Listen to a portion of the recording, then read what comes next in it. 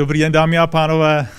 Ještě máte sílu na poslední přednášku, která bude trošku z jiného pohledu, pohled na oblast spektroskopie, ať to atomové nebo molekulové. Já vám dneska vlastně budu povídat o updateu, o tom, co jsou portály LabRules a jak vlastně v oblasti spektroskopie, která je tou nejnovější oblastí v naší skupině, co všechno v dnešní době u nás naleznete a jak se i vy můžete stát právě součástí našich portálů.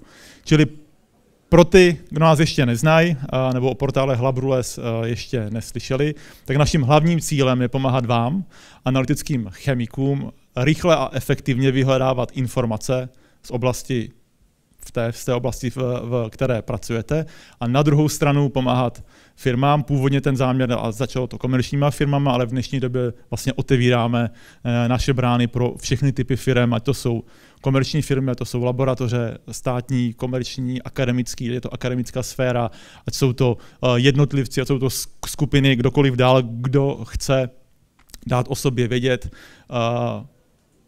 a být vidět v cílené komunitě analytických chemiků, a to jak v České republice na českých portálech, tak globálně na našich globálních portálech. My jsme jako první portály byli spuštěny portály GCMS.cz, které jsou v dnešní době zaměřené na plynovou chromatografii nebo plynnou fázi, obecně hmotnostní spektrometrii, Raman, FTIRI a další techniky. Pak nasledovali portály LCMS, což je kapalná fáze, čili všechno, co je spojeno s analytickou chemií v oblasti kapalin. A přesně před rokem jsme tady vlastně slavnostně spouštěli portál ICP-MS, který má teda název ICP-MS, ale zahrnuje celou oblast spektroskopických technik, čili od UV-visu přes atomovou spektroskopii až k rentgenům, NMRům a všemu, co si dovedete pod pojmem spektroskopie představit. Ten portál teďka rok vlastně zrál, ten nebyl otevřený komerčně, jenom jsme tam prostě nalívali a plnili ho informacemi, protože v online světě všechno trvá strašně dlouho, takže dneska vlastně to je zase opět po roce slavnostní představení, protože od listopadu vlastně pouštíme i ICP-MS portál komerčně a otevíráme ho standardně všem firmám. A zda se nám to daří, podívejme se na čísla, aktuální čísla za první 3 kvartály letošního roku. Obsah z našich portálů se zobrazil v Google téměř 15 milionkrát, což Google je hlavní zdroj návštěvnosti. Obecně všichni, kdo hledají informace, většinou jdou hledat odborné informace na Google. Jsou to globální čísla. V naší knihovně, což je jádro portálu, bylo otevřeno téměř 700 000 dokumentů, aplikací a všeho možného dalšího. Na to se podíváme. Navíc se nám zobrazilo obsah stránek, což znamená to, co je na těch portálech všech, se zobrazilo téměř 500 000krát. Měli jsme 151 000 návštěvníků na portálech, jako na těch obsahových portálech, a to zobrazení stránek a tak dále, a dalších plus minus 300, 250 000, kteří šli z Google přímo do knihovny. Co znamená, Google vám vyhodí aplikaci, vyhodí vám nějaký dokument, který je u nás, čili jsme za první 3 kvartály přes 400 000 unikátních návštěvníků. Samozřejmě si jsou pak sociální sítě. Jak teda LabRules portály fungují? LabRules je naše česká vybudovaná od nuly technologická platforma, která propojuje mnoho zdrojů informací na jedno místo a umožňuje v nich krásně a jednoduše a rychle vyhledávat. Propojujeme novinky, což stejně jak čtete iDnes, novinky.cz a cokoliv, tak jsou to novinky od laborek firm, od kohokoliv, kdo na našich portálech ty novinky publikuje. Propojujeme dokumenty, jsme unikátní knihovna, propojujeme produkty, podíváme se na to, čili produkty především teda od firm, které něco prodávají, řešení, školení a tady ty věci. Jsme největší globální databáze webinářů v oblasti analytické chemie v dnešní době.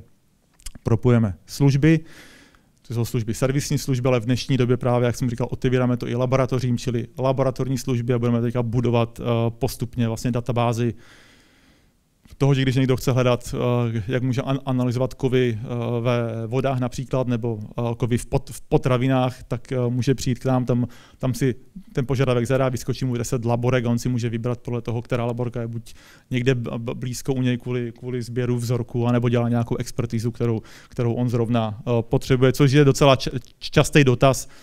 Týdně nám chodí několik požadavků, se nás ptají, jo, my potřebujeme analyzovat tohle a tohle, na koho se máme obrátit. Jako zjevně lidi asi, jo, pokud to neznají, tak není tak úplně jednoduchý. V tom kvantu laborek, které v České republice jsou a které fungují v tom komerčním módu, tak je jednoduše najít.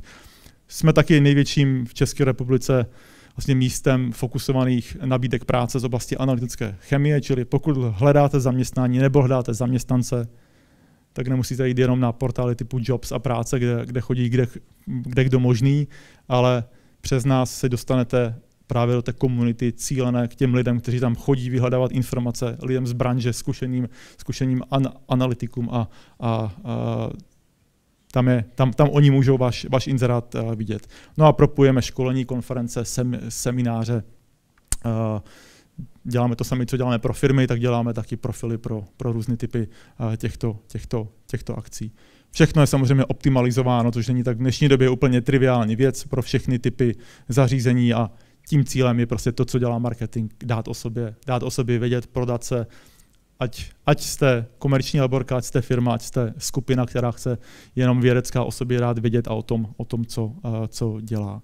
Tak a teďka se na konkrétních případech a příkladech z Altia, od kolegů z Altia, kteří jsou velice aktivní u nás na všech portálech od začátku, podíváme, jakým způsobem to funguje. Co znamená vytvořit si profil u nás. Tím profilem to je něco jako taková nástěnka, kde naleznete všechny informace, které u nás na portálech ta firma má. Od základních kontaktních údajů a popisů, co ta firma dělá, přes novinky, které publikuje, někdo publikuje novinky jednou týdně, někdo jednou za čtvrt roku, někdo jednou za měsíc. A jsou to novinky typu nových aplikací, nových analýz, ke konferencím, k novým produktům a tak dále. Pak je tam sekce Píše se o nás propojená, ať s někým spolupracujete a ten někdo jiný napíše o vás, zmíní vás někde v článku, nebo používá vaše stroje, nebo je to váš zákazník a publikuje u nás informaci, tak se to opět jako reference propojí na váš profil. Je tam přehled produktů a služeb, obchodní firmy, klasický produktový přehled, laboratoře, přehled analýz, které dělají a služeb.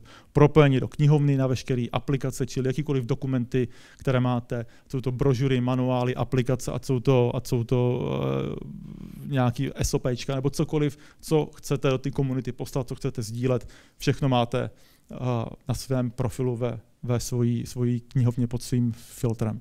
Takhle úplně stejně přehled nabídek práce, pak přehled webinářů, což je především asi otázka jako větších společností, ale webináře jsou neuvěřitelná věc, na kterou se pak podíváme blíže, anebo přehled nejbližších akcí. A děláte seminář, konferenci nebo cokoliv dál. Čili tady vidíme v oblasti atomové spektroskopie věci, které mají kolegové z HPST. Když se podíváme do knihovny, to je to jádro všech našich portálů propojený. Nic takového na světě neexistuje. Můžete vyhledávat vědecké dokumenty, samozřejmě v těch vědeckých databázích, ale pokud chcete vyhledávat komerční věci, tak většinou musíte jít na stránky například Agilentu, který to má ještě velice dobře udělané, to vyhledávání, má tu knihovnu skvělou, ale i tam spoustu věcí člověk prostě nenajde, protože tam prostě všechno není, protože je to obrovská firma. My máme naši vlastní knihovnu a to všechno propojujeme a vyhledáváme. Jak to pak vypadá v reálu, tady se můžeme podívat, kde máme dneska, já tam nevidím, od kolegů z Altia nějakých přes 1500 dokumentů u nás v knihovně, kde jsou ne všichni, ale tady je pak vidět ty hlavní autoři dokumentů, které oni mají, ale jsou tam samozřejmě i přímo jejich dokumenty. V té knihovně pak můžete dále se různě hrát, filtrovat podle technik, že když si otevřete OK knihovnu, jsme v ICP-MS knihovně, můžete si přidat, chci hledat i v GCMS, chci hledat v LCMS, to znamená propojit všechny 3 knihovny. Máte tady filtry, Takže tady vidíte 15 dokumentů od Altia, nějakých tady vidíme 130 dokumentů AES, ICP-MS 560 dokumentů, z toho ICP 3 quadrupoly 204. Můžeme se podívat na speciační analýzy, Ramanovou spektroskopii, NIR, mikrovlnný rozklady, cokoliv. Vlastně ty techniky, které jsou nejpoužívanější v tom našem oboru, tak podle nich můžete filtrovat. Právě proto, aby to vyhledávání bylo efektivnější. Jo, tam jsou různý algoritmy, jak se samozřejmě vyhledá podle klíčových slov a podobně, ale stejně těch výsledků je spousta. To je ta krása toho, že když to hledáte na Google, tak Google vám podle svých algoritmů vyhodí něco, co zdaleka nemusí být jako to správný pro vás a nikdo nemá čas se proklikávat jako na stranu 300 v Google. U nás takhle krásně můžete používat filtry. Čili jeden filtr například instrumentace. Pokud se chci podívat, chci vidět ICP OES, výsledky máme tady 298 dokumentů, dále můžete filtrovat podle typu publikace. Hledám aplikace, hledám manuály, hledám prezentace, příručky, technické články, cokoliv a zaškrtnout si jich více. Samozřejmě rok vydání a tak dále. Pokud se podíváme na další příklad, například vyberu si AS, budu hledat troubleshooting, velice populární téma, hledají se většinou nejvíc těch jeho základy, troubleshooting a takové ty praktické věci, čili tady vidíte troubleshooting AS, a máte tady výsledky, které odpovídají tomu, co hledáte. Čili takhle pro jakoukoliv techniku, když chcete si najít něco, co by vám mohlo pomoct ve vaší práci, jak správně nastavit přístroj, vyladit, tak takhle na jednom místě krásně naleznete všechny věci od základu přes troubleshooting a tak dále pro různé techniky podle toho, jak si to zvolíte. Tady, když měla Martina přednášku o mikroplastech v životním prostředí, tak já si zadám životní prostředí, chci to na vtyrkách, chci to od Agilentu a hledám mikroplasty, tak tady vidíte 35 dokumentů relevantních, Agilentích, zaměřených na analýzu mikroplastu v životním prostředí pomocí vtyru. Tak, když se podíváme, jak vypadají novinky jsou klasické publikace novinek, jak je znáte kdekoliv jinde. Jsou to prostě články propojené s videí, propojené s nějakým obsahem, to, co byste chtěli jako PR článek kamkoliv napsat.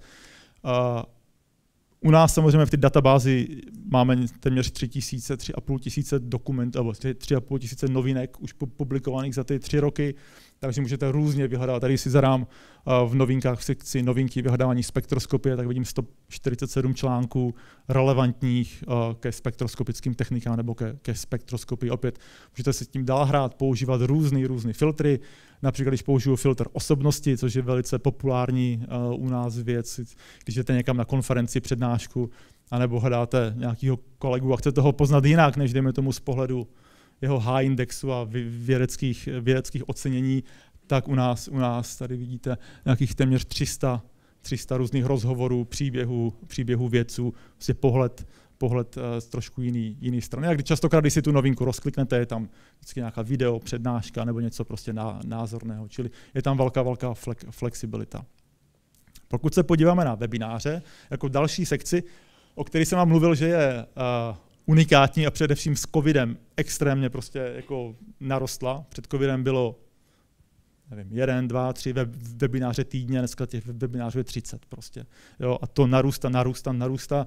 My to všecko se snažíme k nám do databáze zavést a je to neuvěřitelný zdroj informací, protože přesně jako tady měli kolegové přednášky, tak to jsou záznamy vlastně přednášek, prezentací s komentářem od těch nejzkušenějších aplikačních lidí, kteří to dělají celý život.